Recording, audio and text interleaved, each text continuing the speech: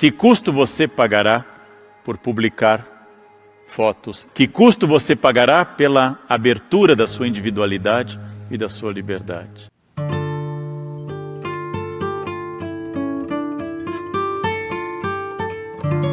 Precisamos de ação que supere este mito, que qual Freud trabalhou o conceito de narciso, de alguém que apenas se olhe. Talvez seja esse o pior elemento para se poder trabalhar, administrar, gerenciar pessoas, o narciso. Vaidade é miticamente o primeiro pecado.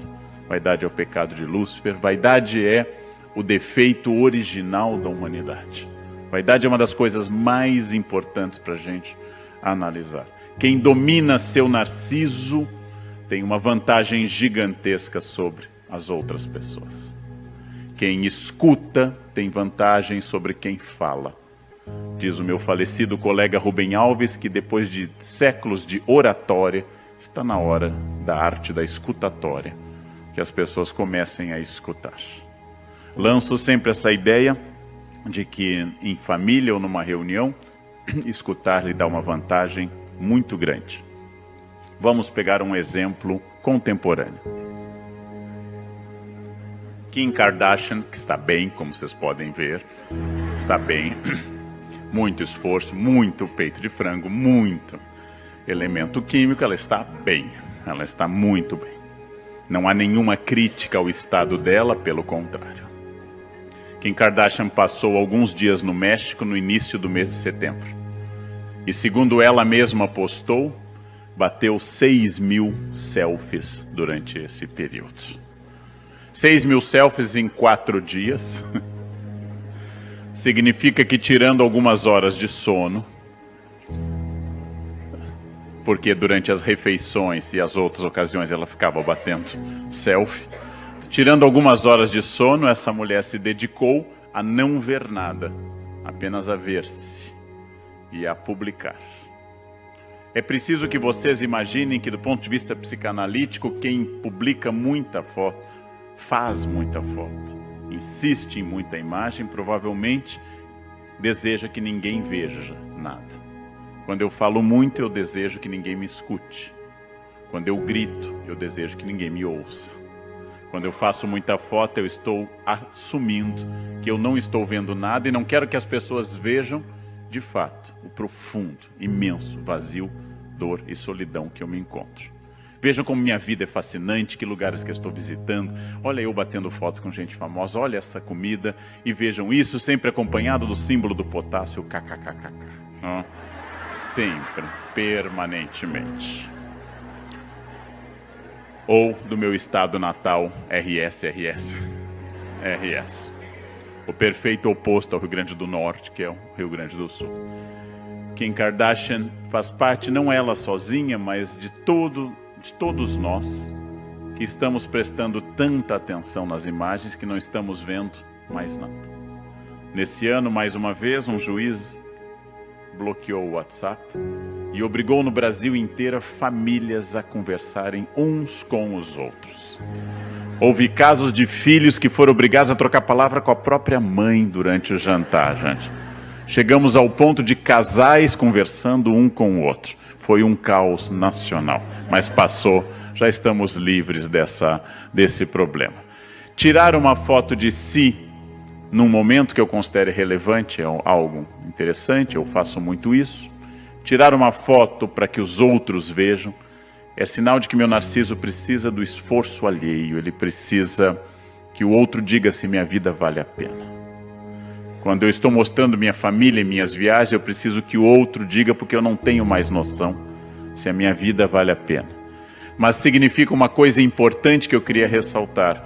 Quando eu subo no prédio mais alto do mundo, em Dubai, que tem quase 1 quilômetro de altura, e ao invés de olhar a paisagem que perde de vista no deserto, onde eu estive 2 vezes esse ano, e bato uma foto apenas olhando para mim e para a rede, eu perco a capacidade de ver o mundo ao redor.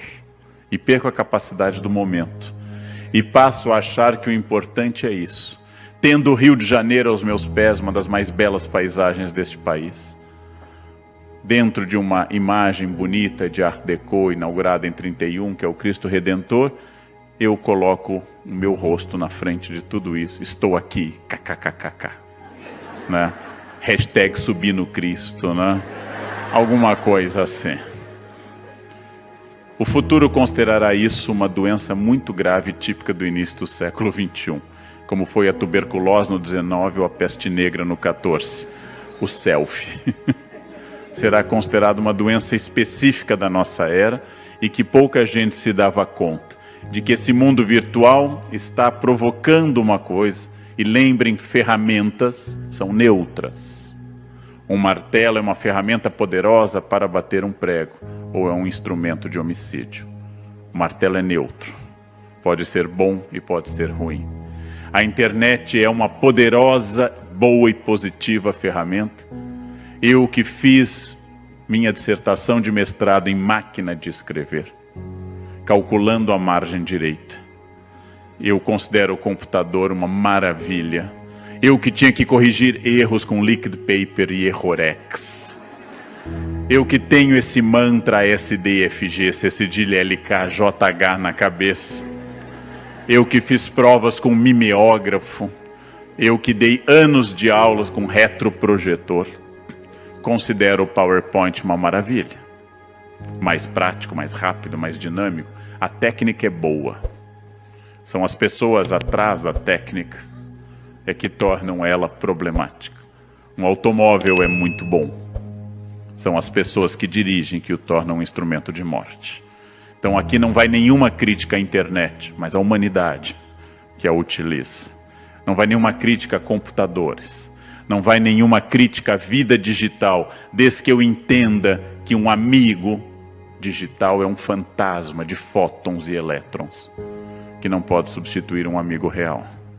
Desde que eu entenda que a minha vida não está ali, que o like não produz afeto, e que se eu tiver 10 mil likes na minha foto, eu continuo uma pessoa solitária. Desde que eu entenda que os valores essenciais continuam onde sempre estiveram: família, amigos e trabalho, só, sempre. E a internet pode ser muito boa. Eu não existo mais sem o Waze, não vou à padaria em São Paulo sem o Waze. O Waze é meu pastor. Eu nada temerei, ainda que eu ande no vale das sombras, ele será minha luz e meu cajado. Eu não sei fazer nada sem o Waze. O Waze é muito bom, desde que eu entenda que isso são ferramentas para eu existir e não objetivos de vida. É preciso restaurar essa questão, porque volta ao Narciso. O Narciso dá de mim uma ideia falsa, e o Narciso tem hoje na internet um ponto fabuloso, porque ele representa a vida que eu gostaria, representa esse fake book com aquilo que eu gostaria que os outros vissem de mim. É este o problema que eu tenho tocado. E um líder narcísico, um funcionário narcísico, ele não serve para trabalhar em grupo. Ele é uma pessoa que só serve para si, porque o narcisismo é um tipo levado a esse extremo de dor. Eu podia chamar a caras do Facebook, dos wannabe famosos, né? Na verdade é uma injustiça com a fama e com a caras, né? Nos dois casos. Eu acredito que nós estamos gritando desesperadamente para sermos observados. Eu acredito que nós nos sentimos muito solitários. Eu acredito que potencializamos o eu, mas atomizamos, se preferirem a metáfora física, ou capilarizamos, se preferirem a metáfora biológica. Nós temos desde a invenção da imprensa, século XV, na Alemanha, a invenção da grande imprensa de jornalismo, século XIX para o XX, a televisão no século XX e o rádio no século XX, nós temos um crescimento gigantesco da capacidade de comunicação com o grande público.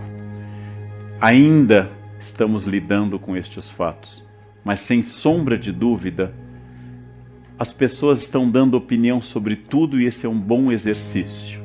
A minha pergunta é se alguém está ouvindo a opinião alheia, se alguém está lendo a dos outros. Se eu tiver 35 grupos de WhatsApp, família, amigos, emprego, festa, etc. Se eu tiver 3 contas de Instagram, se eu tiver 4 perfis no Face, inclusive um fake para sacanagem, se eu tiver tudo isso, quem que eu estou lendo de fato, se todo o meu tempo é consumido pela atualização dessas questões. Eu, como pessoa mais velha, assisti ao nascimento do celular, assisti ao nascimento do computador pessoal, vi tocar o primeiro celular em sala de aula. Os jovens não sabem disso, mas não havia celular antes. Eu sei que essa ideia é uma ideia muito extraordinária. E como me dizem algumas alunas, não posso desligar, professor, eu tenho filhos. Como será que nossas mães nos criaram sem o celular? Ou seja, minha preocupação não é com a tecnologia. Eu uso o celular e gosto muito, e ele é muito útil, ele resolve muitas coisas para mim. A minha preocupação não é tirar ou reforçar o celular. Isso é secundário, isso é uma pergunta secundária. A minha preocupação é quem sou eu que preciso estar presente com tantas personagens, em tantos espaços, para que tanta gente me veja. Quando eu falo às vezes na televisão, e essa televisão tem a interação via redes sociais, eu tenho a sensação que ninguém escuta. Eu tenho a sensação que muitos telespectadores estão casados comigo, não me escutam e não temos sexo. Ou seja, é um casamento absoluto. Eu tenho a sensação que cada um emite a sua opinião imediatamente quando identifica que eu disse alguma coisa. E graças a isso, ficam mandando mensagens. A participação é muito boa. E quando eu escuto e interajo, ela é fundamental. Nós temos a chance de uma virada, vou usar uma palavra mais difícil, epistemológica no século XXI, em que o conhecimento atingiu um novo patamar de validação. Temos a chance, mas isso ainda não ocorreu. Nós não estamos mais brilhantes ou mais produtivos do que há 30 anos. Apenas estamos incrivelmente mais ocupados com o mundo virtual. Eu saí com uma profissional de arquitetura que fazia um trabalho para mim e ela sentou comigo para jantar e discutir um problema de reforma e ela atendeu o celular. Eu fiquei esperando, certamente era algo grave. Continuamos a conversar, ela atendeu novamente. Eu esperei, certamente era algo gravíssimo que impedia a nossa reunião. Na terceira vez tocou o celular dela, era eu ligando para ela e dizendo a ela: já que você prefere pelo celular, vamos ter nossa reunião assim. E tivemos, e foi uma reunião produtiva. E o celular dela não tocou mais, porque nós tivemos. É uma questão de escolha. Me preocupa que a realidade virtual se sobrepõe à realidade real. Me preocupa isso, mas é provável uma preocupação de idade, não seja uma preocupação de crianças ou jovens, que isto vá passar. Me preocupa que realmente a fala reflexiva, que é o tom da fala do Hamlet, tenha desaparecido e a fala informativa esteja dominando.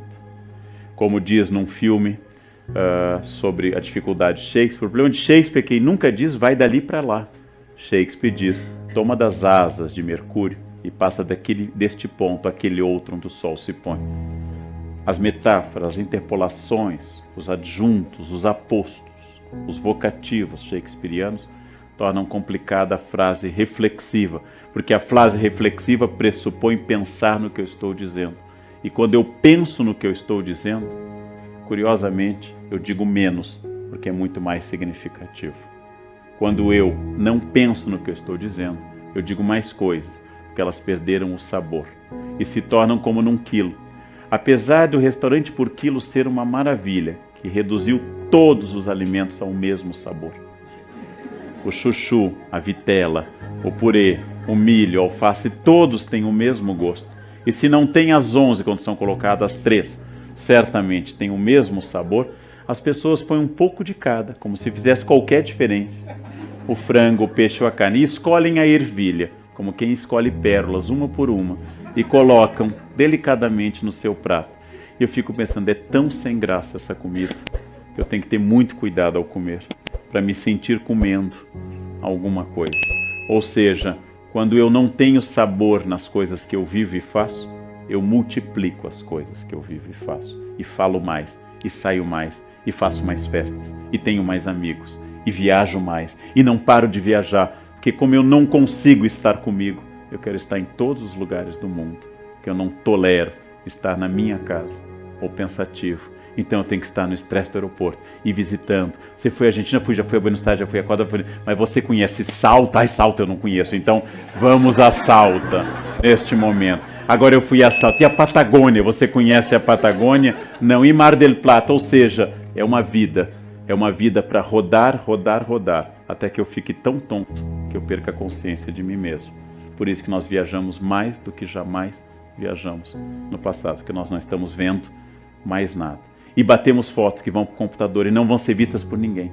Ou vão ser enviadas para 10 mil pessoas que não vão ver, ou vão ter inveja de eu estar viajando e vão responder apenas kkkk. Ou seja, este é o vazio que o Hamlet estranharia, já que o Hamlet faz toda a peça dele, a mais reduzida de todas, no único espaço da corte, no único espaço de Elsinore, em salas do palácio. E dali apenas eles falam de uma viagem à Inglaterra de navio e falam de uma ida a Heidelberg, uma ida a Paris, mas toda a peça se passa ali, porque a casca de nós do Hamlet é suficiente, reinado, é suficiente para ele. Que custo você pagará por publicar fotos em redes sociais? Que custo você pagará pela abertura da sua individualidade e da sua liberdade? Que custo você pagará ao permitir ser fotografado em qualquer situação, inclusive íntima? Não interpretando corretamente como seria, que uma vez que a imagem entrou na internet, não sai mais. Então, que custo você paga em nome dos seus valores? Que custo você está disposto a enfrentar em nome daquilo que você realmente acredita? O que eu acho é que aquilo que nós recebemos em troca do mundo chamado líquido é muito pouco comparado com aquilo que abrimos mão. Aquilo que entregamos para preservar a segurança é pouco comparado com aquilo que recebemos. A paga é pouco. Logo eu tenho que perguntar abertamente qual é, de fato, a minha intenção, meu objetivo e meu valor. Respondendo isso, eu posso saber que várias coisas merecem um sacrifício. Várias lutas merecem um grande sacrifício. Mas as lutas expressivas, a luta contra o racismo, a luta contra a violência contra as mulheres, jamais a luta de trânsito, jamais o bate-boca de internet. Com quem você está discutindo quando discute na sua rede social? O que você ganha trocando acusações, petralha e coxinha? Recomendação que eu fiz aos meus alunos: toda vez que você for insultado, leia um conto de Machado de Assis. Chegará ao final do ano, você estará culto e sólido, e o outro estará babando no seu ódio. É necessário que eu beba para que algo seja venenoso. Voltando a uma frase que eu uso muito: não toquem tambor para maluco dançar. Tenham valores claros, entendam que o ódio da pessoa pertence a ela, e é um direito dela. E é um sinal claro, voltando a Freud, que a realização sexual dela está muito reduzida e está concentrada na rede social. Não que a minha esteja ótima, mas pelo menos eu não quero que isso seja o objetivo, né? Que isso seja o meu foco. Estabeleçam valores substantivos, afastem-se dos valores adjetivos, evitem o ódio a qualquer custo, porque ele não constrói absolutamente nada. E engajem-se abertamente em lutas que valem a pena. Essas lutas pela educação, pela alfabetização, pela defesa da infância, essas valem a pena. O trabalho, o serviço, o empenho. As outras são ódios de irresoluções pessoais. A informação é extraordinariamente grande, mas isso não é formação. E as pessoas estão confundindo as duas coisas. Nunca tivemos tanto acesso à informação, mas isso não me torna nem médico, nem historiador, nem advogado. Isso não me torna sequer um bom cozinheiro, sequer uma boa bordadeira. Então, não tenho, como brinca um grande amigo meu, médico, o Jairo Idal, os pacientes chegam com o seu exame já consultado o Dr. Google. Ah, meu HDL está tanto. E ele pergunta: o que você recomenda nestes casos? A confusão entre informação e formação é muito grande, porque nós temos um imenso alargamento de fontes e uma menor relevância dessas fontes. Tenham conta que Santo Agostinho, teólogo mais influente do Ocidente, leu menos e tinha menos livros do que qualquer um dos senhores. Santo Agostinho provavelmente tinha uma biblioteca de 200 livros. A minha na Unicamp tem 6.000 e é o meu menor depósito. E o mais notável, eu sou muito menos que Agostinho de Hipona. Isso é que é o notável. Eu tenho muito mais informação que Agostinho de Hipona. Eu sei coisas que Agostinho de Hipona nem desconfia. Mas como Agostinho de Hipona tinha apenas uma Bíblia, e eu tenho 17 traduções da Bíblia, ele lia aquela Bíblia sem parar e refletia sem parar sobre aquele texto. E eu leio todas as fontes. Vejam um exemplo. Em 1853 estreou a Traviata, linda ópera de Verdi, no Teatro La Fenice, em Veneza. Foi um show para as quase 500 pessoas que puderam ver essa estreia histórica. Mas só aquelas pessoas. Ninguém fora daquela sala teve acesso à música ou à valsa do brinde que começa a ópera. Passados 100 anos, jovens, isso é um long play. Passados 100 anos, eu podia comprar 10, 20, 30 versões da Traviata gravada. Não era mais o privilégio de um grupo de aristocratas em Veneza. Passados mais alguns anos, eu posso baixar centenas de gravações musicais da Traviata. Eu posso olhar centenas de vídeos no YouTube. E eu posso ler o libreto completo na ópera e teoria crítica. E não obstante, há menos gente especialista em ópera hoje do que em 1853. E esta confusão que as pessoas fazem. Informação não é formação. Houve uma capilarização do conhecimento, não houve um aumento da compreensão. Nós não somos hoje mais sábios do que éramos há 50 anos. Mas nós temos difundido muito conhecimento. Porque a experiência, segundo um grande filósofo alemão, Walter Benjamin, ela perdeu a aura única. A experiência aumentou o meu potencial crítico comparativo, mas reduziu o tempo que eu posso dedicar a isso. Porque eu sou obrigado a fazer muitas coisas ao mesmo tempo. O resultado é que eu obtenho muito mais dados, mas eu tenho dificuldade em filtrar dados válidos. A internet é uma fonte de bobagens inesgotável. A Wikipédia é uma sucessão de asneiras quase indescritível. E não me refiro apenas a erros de datas e de nomes, mas de bobagens mesmo. Porque as pessoas podem livremente interferir. Os dados flutuam. E as escolas ainda não deram este salto, as escolas ainda são arcaicas, elas ainda acham que o importante é a transmissão do conhecimento, quando na verdade o desafio hoje é a retenção e a formação do conhecimento. Eu não preciso mais de memória, não preciso mais decorar nada, não preciso saber de cor. Nós podemos moldar o ser humano para que ele aprenda a perceber o espaço do outro e aprenda que ele não é único no mundo, para que ele saiba que ele faz parte de um todo. As pessoas são fixadas na intermediação eletrônica, chamadas redes sociais e assim por diante. As pessoas vivem através da imagem que elas transmitem. Eu não estou entrando naquela discussão que, quando eu era jovem, um autor da minha geração, Erich Fromm, dizia bastante, ter ou ser, publicar ou existir.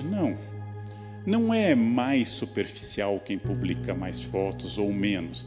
Apenas talvez tenha mais tempo e seja mais carente. Mas a grande diferença está em que eu suponho que isto seja viver. Eu suponho que esta imagem seja eu. Como eu escrevi num artigo para o Estadão sobre a moça australiana que abandonou as redes depois de anos fotografando. E para fazer uma foto zen na beira da praia, ela passou horas e horas testando o melhor ângulo.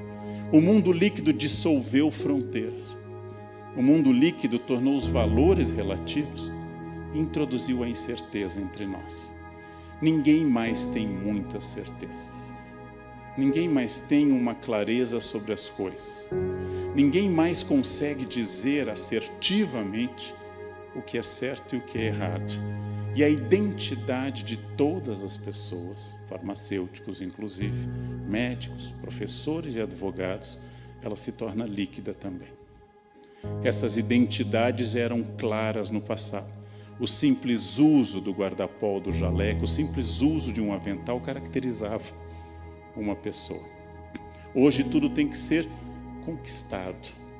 A identidade era dada. Como o meu clínico geral comenta, e eu lembro disso, há alguns anos levava-se o exame clínico fechado para o médico. Não era possível abri-lo. Hoje ele chega ao médico analisado pelo Dr. Google. Você chega lá e diz, doutor, eu estou com HDL. Aí o meu médico, o Dr. Jairo Idal, diz, e o que você recomenda nestes casos? Né? Porque as pessoas começaram, inclusive, a ler bula, extraordinário. Elas começaram eu já não posso mais, a presbiopia não permite, mas elas começaram a ler bula. A identidade é um problema. Identidade de tudo, de absolutamente tudo. Essa identidade tem apenas uma questão que não mudou, mas se intensificou e com a qual nós medimos hoje a capacidade de uma pessoa, que é seu poder de consumo. Não há nada mais depressivo do que não poder consumir. Zygmunt Bauman sugere num livro, 44 cartas, que as lojas, isso é particularmente importante para a área dos senhores, que as lojas deveriam se chamar farmácias, porque elas são a solução para diversos males, como depressão, angústia, etc. As lojas deveriam ter uma identificação farmacêutica. E de acordo com a quantidade de gastos, elas poderiam botar uma tarja preta, por exemplo, essa loja é só para casos graves. A ideia é do Zygmunt Bauman. Eu acabei de ver uma enquete num jornal na hora do almoço, de pessoas dizendo que compras relaxam, que comprar deixa a pessoa feliz. O elemento redentor é o consumo.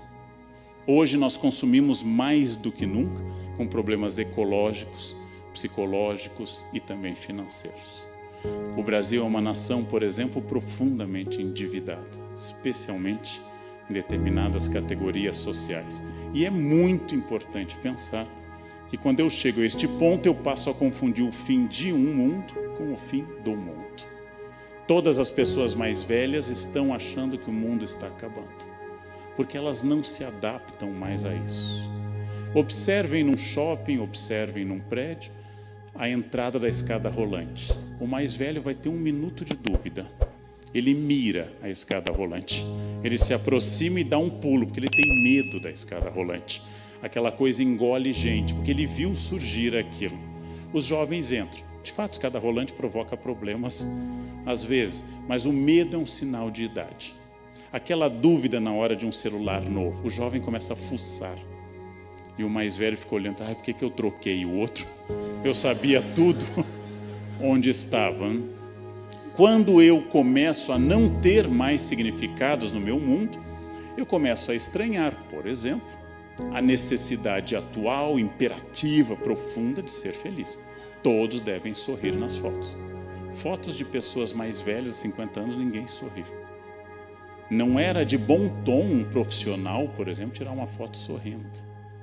A felicidade é obrigatória. Essa liquidez, gente, atinge em particular os valores. Os valores hoje são difíceis de serem transmitidos. É difícil você permanecer na sua fila quando o acostamento está tomado de pessoas. É difícil estabelecer essa linha entre certo e errado. E pela primeira vez na vida, numa prova seletiva de concurso de ingresso de pós, eu tirei a prova de um aluno que estava colando e ele dizia, não, professor, é o meu jeito de estudar. Eu disse, não, mas isso é estelionato, isso é fraude, isso é um 7-1, isso é... Dei uma série, não, eu sempre estudo assim com papel. Eu disse, não, mas isso é cola. Não, mas é o meu jeito. Não existe mais um valor de dizer simplesmente que se a prova é sem consulta, implica dizer sem consulta. E que ele está tomando uma vantagem sobre os outros. Ou seja, os valores não é simples. Os alunos colavam e sempre colaram. Sempre colaram. Mas há 50 anos, quando alguém era pego colando, ele sabia que tinha feito algo errado. Ele tinha raiva, porque ele foi pego num delito. E hoje é difícil dizer. Sim, mas você vai fumar nesse lugar que é proibido? Eu gosto. O meu querer se torna destruidor de todos os valores e é lógico que vai atingir em particular o campo mais delicado, o campo mais difícil da gente trabalhar, que é o campo da ética. A ética é uma das grandes discussões do Ocidente. Existe uma grande ética tratada por Platão e Aristóteles, por Spinoza, uma grande ética que trata as normas dos valores de conduta da sociedade, política e assim por diante. Existe uma simpaticíssima pequena ética, conhecida pelo seu nome mais curto, etiqueta. Etiqueta é muito simpática. Não se trata de frescura de garfo e faca. Isso é coisa de classe média em ascensão. Etiqueta trata em como eu não devo perturbar o espaço do outro. Por que eu não devo, por exemplo, falar alto na rua? Por que eu não devo transformar meu carro em trio elétrico? Por que eu não devo andar com uma mochila no metrô, em ônibus ou em avião ao levantar, esbarrando em todo mundo? Por que eu não tenho o direito de assoar o nariz e ficar contemplando o que de lá veio, admirado, como num exame patológico? Porque os do lado podem ficar. Por que eu não tenho direito de eructar ou flatar? A etiqueta trata disso.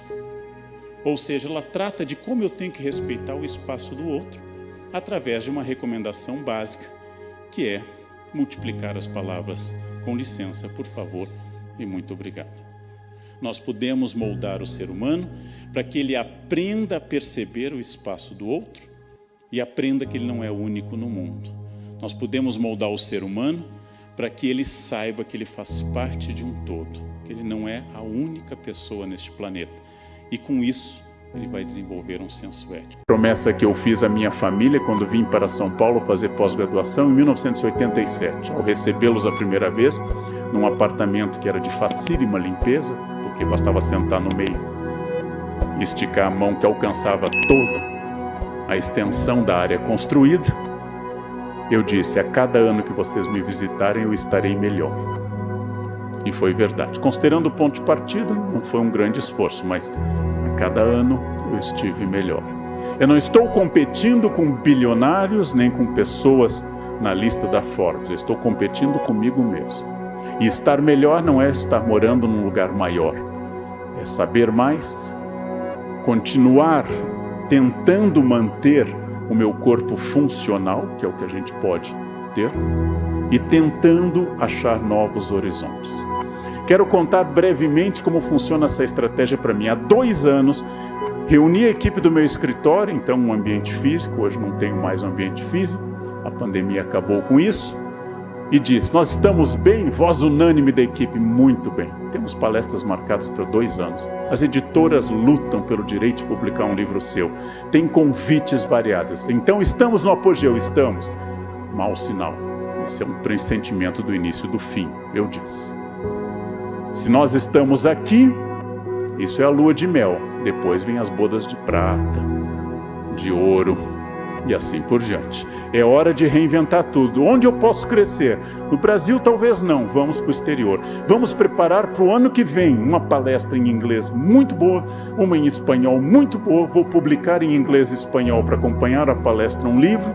E a minha equipe conseguiu logo, abril de 2020, palestra em Nova York, local nobre. Palestra pronta, data show comprada a preço de ouro, livro publicado. Veio a pandemia, tudo fechou. Nova York fechado, perdi o Airbnb alugado. Não tem problema, eu tenho resiliência, capacidade máxima da liderança. Abril de 2021, nós vamos arrasar. Arrasamos, porque foi cancelado de novo. Não abriu, em abril desse ano Nova York não estava aberto. Nesses 2 anos eu tive chance de aprimorar essa palestra, lançar mais obras, traduzir mais livros. E agora eu estou dizendo que em 2022 começa a minha carreira internacional. Eu não sei se ela vai começar, ou se a variante Delta, Y, Ômega vai triunfar. Mas nesse esforço de continuar expandindo o meu horizonte, eu me reinventei. Eu me reinventei procurando a televisão, eu me reinventei tentando fazer outras coisas, eu me reinventei às vezes onde parecia estranho, porque há 3 anos uma das chaves de uma boa fala era um data show.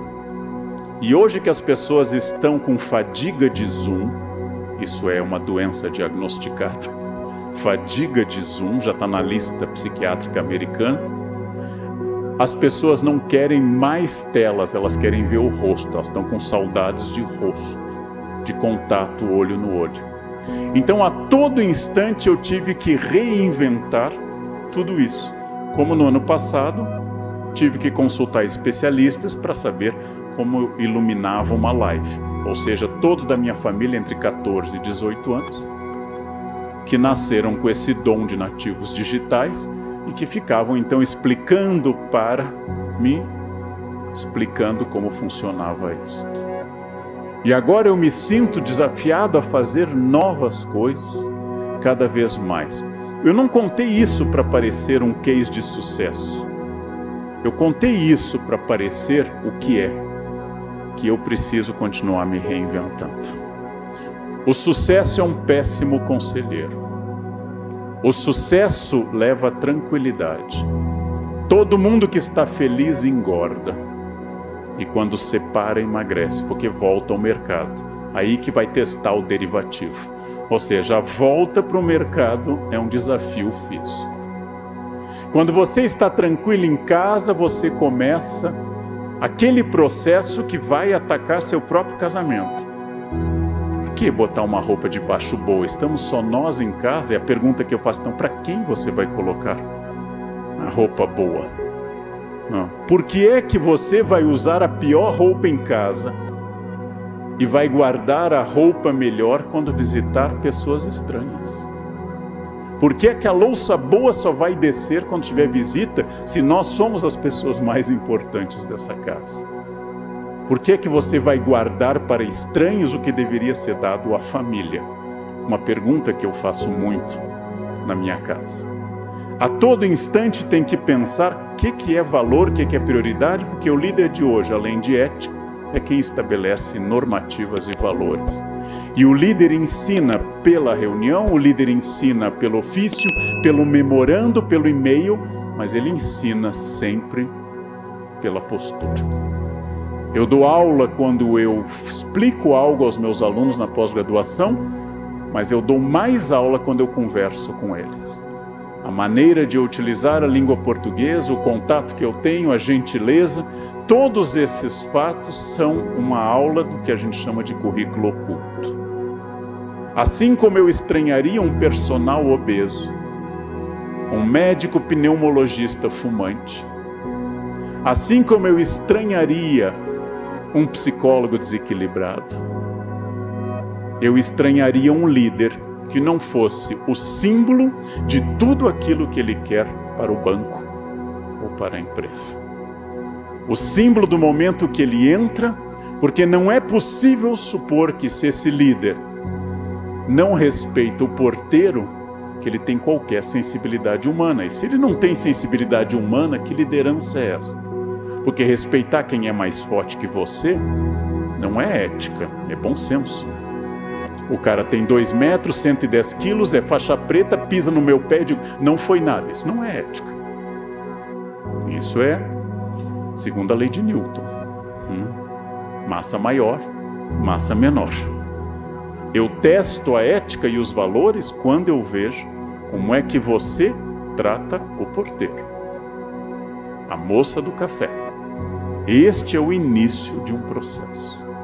E a liderança contamina rapidamente pelo mau exemplo e lentamente pelo bom exemplo. Infelizmente, a humanidade degenera facilmente e melhora lentamente. O mal é alopático, o bem é homeopático. O mal é rápido. Ambientes tóxicos, ambientes de mau exemplo, eles levam lentamente à contaminação de todo o sistema, e essa contaminação do sistema acaba destruindo a possibilidade de confiança, de desafio dessa liderança. Então, se ainda é impossível falar do futuro da liderança, é óbvio que hoje é possível falar de um presente que ela é menos centralizada. Mas não confundam este modelo com um modelo populista, que é aquela pessoa que tem que tomar uma decisão, vendemos ou não tal aplicativo, e as pessoas então dão opinião, e a opinião numericamente vitoriosa o líder segue. Isto não é líder, isso se chama algoritmo. Isso quem faz é o algoritmo, a inteligência artificial e o robô. O líder é capaz de fazer uma visão porque só ele tem esta visão. Porque se eu sou o líder de um hospital, é claro que o pessoal da cozinha considera que o objetivo do hospital é a refeição. E é claro que o pessoal da segurança considera a segurança o objetivo do hospital. E eu, como líder, sei que cozinha e segurança estão a serviço de um bem maior. E as pessoas que procuram hospital procuram pelo restabelecimento da saúde, mas é importante que a cozinha e a segurança funcionem. Só o líder tem a visão de todo o processo, deve ouvir todo mundo, como recomendava Sun Tzu, mas deve tomar a sua decisão. E isto se chama protagonismo. O que é protagonismo? Posso dar muitas definições filosóficas, tenho várias, mas vou dar uma inesquecível para vocês. Protagonismo é incluir o seu esfíncter na reta. Isso é protagonismo. Quando você inclui seu esfíncter na reta, você passou a ser protagonista. Você parou de ter o hábito tão sólido no nosso amado país de é o sistema, a culpa é do governo, o momento é difícil, é de crise, Mercúrio ficou retrógrado. Não posso. Por que você não consegue se impor? Eu sou de peixes, eu sou de água. Mas você se abala muito fácil. É câncer. Câncer é assim. Nossa, você foi muito autoritário. Áries. Você confiaria num conselho financeiro de alguém que usa signo? De alguém que usa energia? A energia desse ambiente não é ruim. Me dizem isso na Unicamp. Fulana, tal professora, tem uma energia ruim. Eu disse, não, ela é chata. Não é ruim a energia. Ela fala mal dos outros, ela é agressiva, ela é fofoqueira, ela é chata. Isso não é energia ruim, chama-se chatice.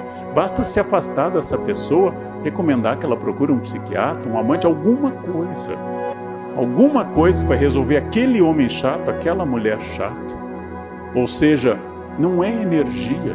Energia elétrica, eólica, atômica, não há outra energia. O ambiente está pesado, ou tem oxigênio ou não tem. Se ele está com muita fumaça, ele está pesado, mas aí ou é metano ou é gás carbônico, pronto. O resto é frescura. O resto é frescura. É preciso que o líder restabeleça a objetividade das coisas. Esse é nosso objetivo. As equipes tendem à dispersão. Essa é uma característica de toda a equipe. As equipes obedecem a uma lei física universal. Cada um ir para um canto. As equipes tendem a perder o foco na reunião. O líder é o que reconduz a esse foco, sempre destacando na medida do possível, se for possível, o elogio público, a crítica em privado, mas o líder não se omite, inclusive, vendo que alguém não faz parte daquele objetivo, vendo que a pessoa não incorpora aqueles valores, com todo o respeito do mundo, oferecer a essa pessoa a chance de crescer na concorrência. Ou seja, também isso é uma decisão de líder. Quem ama educa seus filhos, quem lidera sabe agregar e cortar, porque eu respondo pela equipe e não pelo bem-estar de uma pessoa. Respondo pelo bem-estar de muitas pessoas. Não é autoritarismo, mas é autoridade. Líder tem autoridade. Isso também é protagonismo da pessoa que não faz reclamação, mas faz críticas. Qual é a diferença? Reclamação é constatar um problema. Está quente aqui. Crítica é quando eu digo, essa temperatura inviabiliza nosso trabalho. Poderíamos comprar um ar-condicionado, abrir as janelas ou fazer um dress code adequado a essa temperatura. A crítica oferece uma saída que me inclui, de novo, protagonismo. Mas nós somos tentados permanentemente, nós somos seduzidos pela ideia de que a culpa tenha que estar no outro. No livro que a nossa cultura considera fundacional, a primeira pergunta de Deus a Eva, você comeu a maçã? Ela diz, foi a serpente. E para Adão, foi a mulher que me deu.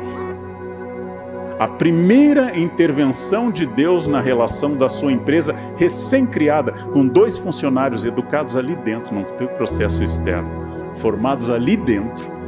O código de ética na semana de compliance só tinha uma regra: não pode comer aquela fruta, o resto pode tudo.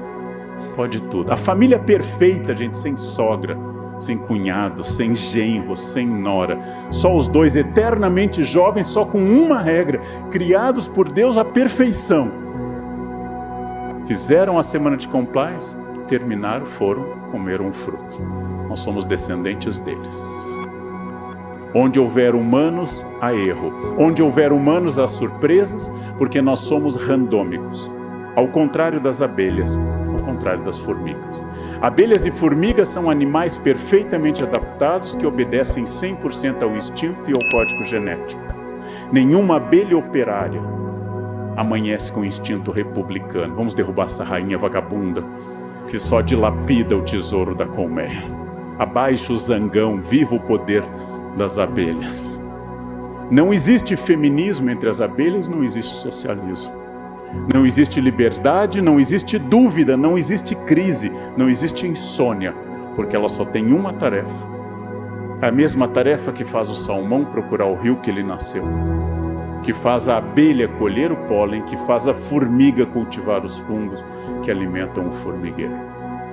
Mas nós somos livres. O futuro pertence a quem controla sua vaidade, mas não apenas com humildade, como quer parecer às vezes, mas como eu digo, controla sua vaidade pela vaidade. E o líder é aquele não que sabe tudo, porque o líder é perfectível e não perfeito, mas é aquele que sabe indicar onde nós podemos procurar.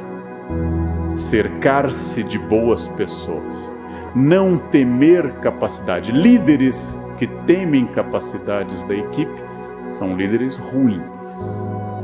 Líderes que invejam habilidades de alguém da equipe, líderes que enfrentam alguém da equipe pela sua evidente capacidade, são líderes ruins. Na verdade, eles funcionam como aquele mau professor que na verdade é só um aluno mais adiantado. Quando é que eu sou um mau professor? Quando eu, do alto da minha experiência, uso do meu conhecimento para marcar poder com um aluno meu. É claro que eu sei mais do que um aluno meu naquele campo específico. Mas eu não sou um aluno mais adiantado. Eu não sou alguém que está fazendo jiu-jitsu há 10 anos e debocha do faixa branca. Eu sou um mestre. E como tal, eu não estou competindo com os meus alunos. Um bom líder não compete, pelo contrário, identificando um talento na equipe, reforça esse talento, faz que esse talento brilhe ainda mais, oferece chances para que esse talento continue produzindo dentro da empresa. Isso é um líder que vai incorporar, incentivar.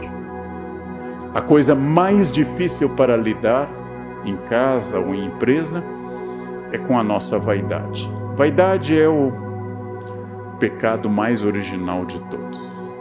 A vaidade é o grande desafio. E hoje, uma pessoa que controla a sua vaidade para tornar a sua ação mais produtiva, esta é uma pessoa que tem muito futuro. O futuro pertence a quem controla a sua vaidade, mas não apenas com humildade, como quer parecer às vezes, mas como eu digo, controla a sua vaidade pela vaidade. É porque eu sei que eu tenho tais e tais habilidades que eu não vou exibi-las a todo instante. É porque eu sei que essas habilidades podem causar desconforto no grupo que eu não vou falar delas a todo instante. Essa segurança é a segurança da maturidade de um líder. E por maturidade eu não associo a idade, mas a maturidade ocorre em jovens e às vezes escasseia em pessoas mais velhas. A maturidade é a capacidade de colocar as coisas em perspectiva, e a liderança é basicamente a capacidade de colocar coisas em perspectivas. Qual a relevância desse fato? Que relevância terá daqui a um ano? Se eu não consigo controlar essa vaidade, se eu me acho desafiado pela equipe, a equipe sente isso como o cachorro sabe quem tem medo no grupo e vai naquela pessoa. Vocês sabem disso. Quem tem medo de cachorro, o cachorro avança em você.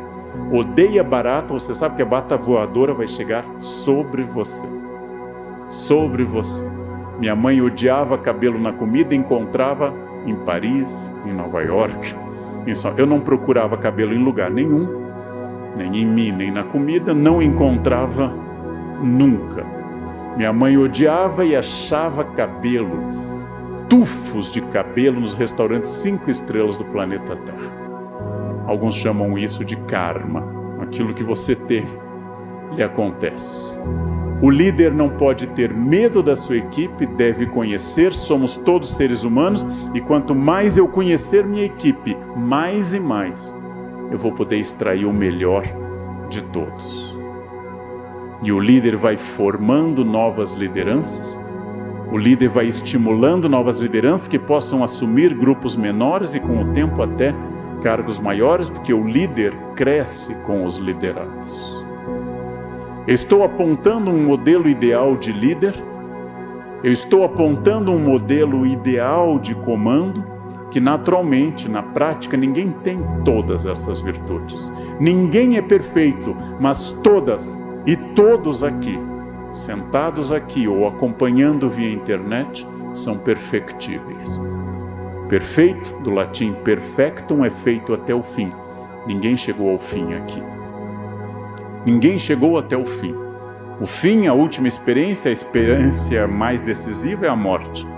Eu sou perfectível e eu posso melhorar a cada nova etapa. A liderança é feita de uma ampliação de visão.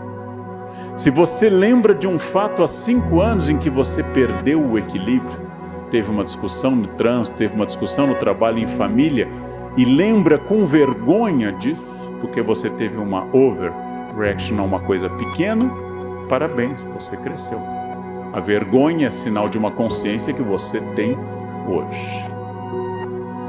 Durante 27 anos fui para a Unicamp várias vezes por semana e muitas vezes um motorista cortava a minha frente, às vezes no pedágio, na Bandeirantes, minutos, segundos antes de eu entrar na praça de pedágio, alguém passava à minha frente.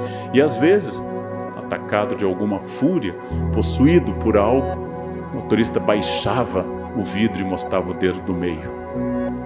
Uma vez um colega meu da Unicamp perguntou, ele mostrou o dedo para você? Eu disse, pois é, mas não me seduziu, não achei o dedo expressivo, aquele dedo que dá vontade de seguir. Achei que ele mostrou o dedo do meio. Que importância tem na minha vida um motorista mal resolvido? Que importância tem na minha vida aquele ser que me cortou, furioso, carregando, como me disse um taxista no Rio, numa metáfora que eu acho maravilhosa, todos os carros, professor, são caminhões de lixo. Eles trazem lixo de casa, trazem lixo das suas dores e quando encontram alguém, despejam o lixo em cima da pessoa. Qual é o significado de eu discutir no trânsito? Um motorista que pode ser desequilibrado, pode estar drogado, pode estar armado. Um motorista que se me bater é ruim, se eu bater nele é pior. E nós podemos perder mais do que está envolvido. Quando você consegue pensar com vergonha nesses desequilíbrios, quando você consegue se afastar desses desequilíbrios, quando você consegue olhar à distância e dizer, nossa, que coisa terrível, parabéns, você cresceu. Quando você tem 18 anos e um colega lhe diz, quero ver se você é homem, acelera, você não tem certeza se é homem, e você acelera. Aos 58, quero ver se você é homem, eu também quero, mas hoje não vai dar. Hoje eu estou numa dúvida atroz, profunda e assim por diante. Ou seja, a todo instante eu necessito o desafio de fazer algo melhor, ser mais senhor de mim. O líder é alguém sábio, ou pelo menos alguém amigo da sabedoria.